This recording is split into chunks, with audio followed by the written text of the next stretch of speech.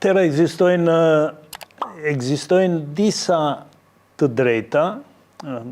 që popujt e ndryshëm, përfshi dhe populli jon, i ka njohur, madje populli jon ka njohur një shumicë të drejtash. E drejta e parë është e drejta zakonore, që e kanë pasur gjithë popujt në fazën, po themi, primitive të tyre, kur nuk ishte e krijuar sigurisht shteti. Pas të drejtës zakonore është e drejta, ajo quhet e drejta pozitive, e drejta e shtetit, pra. Ligji i shtetit. Dhe kjo fillon që në kohën romake, të perandorisë romake, dhe gjithë legjislacionin e periudhës romake, që na përket edhe ne, si vend kemi qenë në perandorinë romake,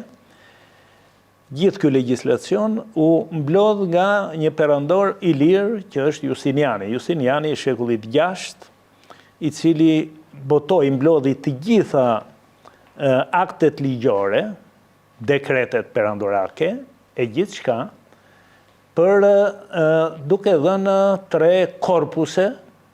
me legjislacion që u bë bazë pasaj dhe për perandorin bizantine, për 10 shekuj të perandorisë bizantine, nga shekulli 5 deri në shekullin e 15. Në Shqipëri ne kemi prova të ekzistencës së legjislacionit të drejtës pozitive, që në shekujt, ka përsim të shekujt 12-13, dhe madje ruhen disa akte ligjore të cilat janë zbatuar në kohën e perandorisë bizantine, kur ishte Bizanti në Shqipëri dhe në gjithë Ballkanin. Pastaj kemi për të drejtën,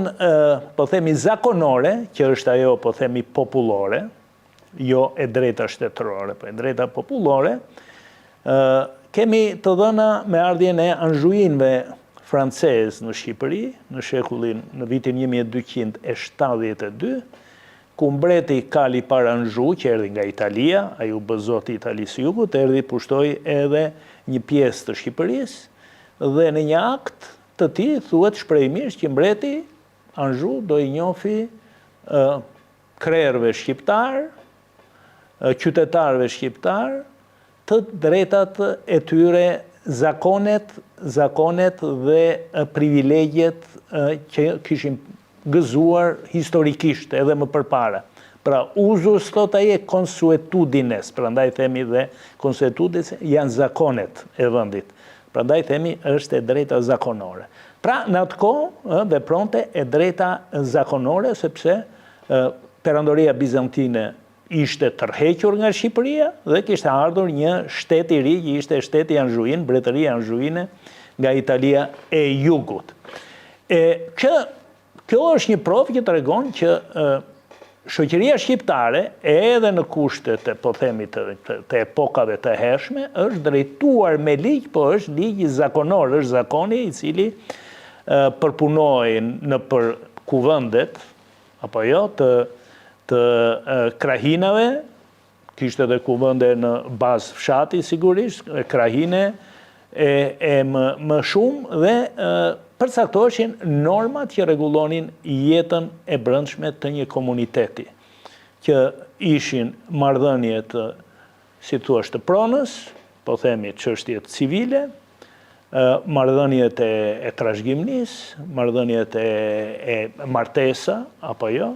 rritet e ndryshme, marrëdhëniet me fen gjithashtu trajtohen, për shembull kanunin e Lekdukagjinit, në mënyrë shumë specifike dhe me hollësi, dhe marrëdhëniet me shtetin, edhe kjo është shumë e rëndësishme. Çfarë marrëdhëniesh ka komuniteti, po themi, me ata që qeverisnin në momentin e caktuar. Më vonë, përveç të drejtës bizantine, pastaj të drejtës zakonore që para ekzistonte, në Shqipëri dëshmohet edhe një formë tjetër e drejta e qyteteve komuna, e qyteteve shtete, po themi, të pavarura. Kjo fillon nga shekulli 14 dhe ne na rezulton që disa qytete të përparuara të Shqipërisë mesjetare, siç ishte Shkodra në radh parë, Durrësi gjithashtu, Drishti, Ulqini dhe Tivari, kanë pasur statutet e tyre. Statutet, po themi kushtetuta që rregullonte jetën e një qyteti. Jetën ekonomike, jetën sociale, jetën politike, gjithashtu jetën fetare, të cilat statute ne për një fat të mirë, do të thosha, dhe për një zbulim mjaft të madh që ka ndodhur përsa i përket historisë së Shqipërisë, sidomos historisë së kulturës, statutet e Shkodrës u zbuluan kohët e fundit, rreth vitit të 2000, nga Lucia Nadin, profesoresha dhe mike e Shqipërisë, autore disa librave për Shqipërinë. Ajo i zbuloi këto statutet në një bibliotekë në Venecie, në bibliotekën e Muzeut Korer, dhe këto statute janë botuar deri tani 4 herë madje janë botuar dhe janë ezauruar, janë me rëndësi të jashtëzakonshme. I përkasin të drejtës pozitive,